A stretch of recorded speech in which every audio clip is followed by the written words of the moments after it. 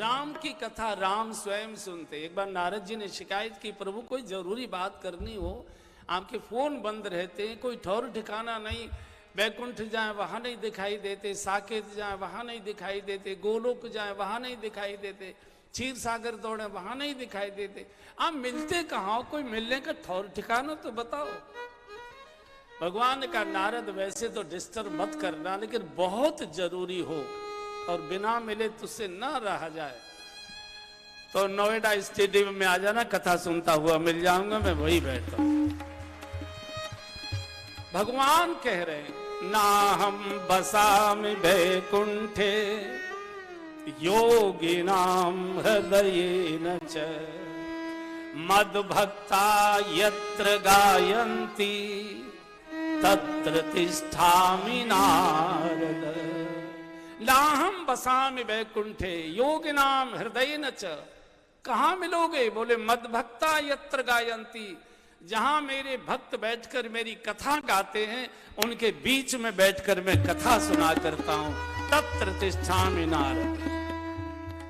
कथा सुनने के लिए सारे तीर्थ आते, तत्रैव गंगा यमुना च वेणी गोदावरी सिंधु सरस्वती च सर्वान तीर्थान बसंत तत्र। कहां? बोले यात्रा चितोदार कथा प्रसंग, जहां भगवान की कथा सुनाई जाती है, गाई जाती है, वहां सारे तीर्थ आकर बैठ जाते हैं। तत्रैव गंगा यमुना च वेणी गोदावरी सिंधु सरस्वती च सर्वान तीर्थान बसंत तत्र।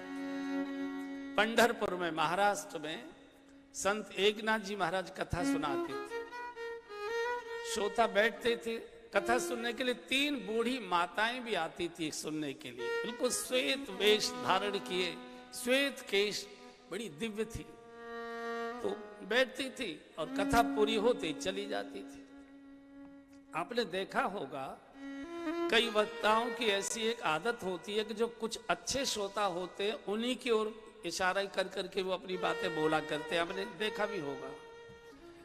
तो कथा में सभी प्रकार के लोग आते हैं, हर स्वाद के लोग आते हैं, हर शौक के लोग आते हैं, हर स्वभाव के लोग आते हैं। तो 2-3 शैतान लड़के कथा सुनते थे, तो बैठे बैठे देखते थे कि जो महाराज जी हैं, श्रोता तो बहुत सारे बैठे, पर इन 3 माताओं की ओर देख देख कर ज्यादा बोलते, लगता है कुछ न कुछ इनसे संबंध है, कुछ दाल में काला है। पानी हमेशा नीचे की ओर गिरेगा, ऐसी मन की स्थिति भी नीचे की ओर जाने की होती है। ऊपर उठाना है तो टिल्लू पंप लगाना पड़ता है, ऐसे गिरे हुए मन को ऊपर उठाना है तो ध्यान की ऊर्जा लगानी पड़ती है। तो उन्होंने मान लिया कि जरूर इनका इनसे कुछ संबंध है, पता नहीं किस परिवार की।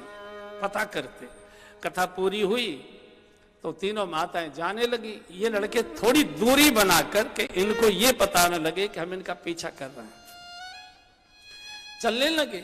चलते चलते पंढरपुर से बाहर जंगल में निकल गए।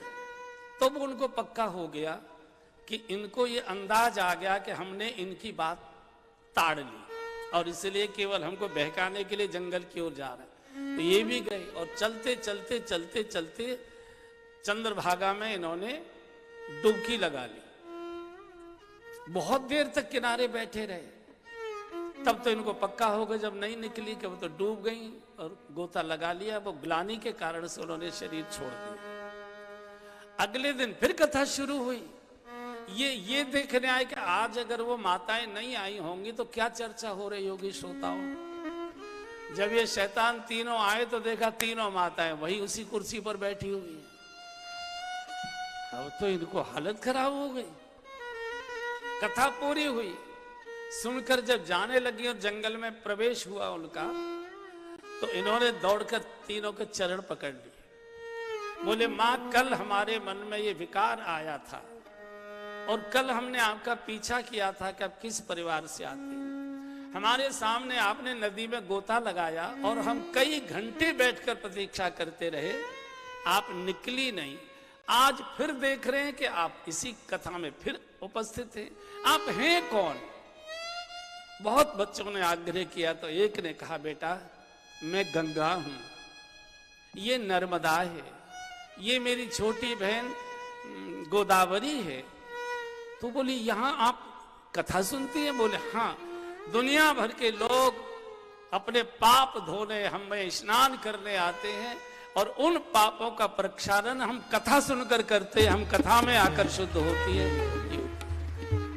कथा तीर्थ भी सुनते, तत्रैव गंगा यमुना च वेणी गोदावरी सिंधु सरस्वती च सर्वान तीर्थान बसंत तत्र यात्रा चितोदार कथा प्रसंग। देवता सुनते, कथा हेतु विधि भवन बिहाई सुमिरत शारद आवत धाई। इसलिए बंधु और बहनों, जब अवसर मिले समय निकालकर कथा सुनिए। ये कथा मनोरंजन के लिए नहीं है, मनोरंजन का साधन तो हमारी मुट्ठी में है, जब दबाइए बटन तभी मनोरंजन है।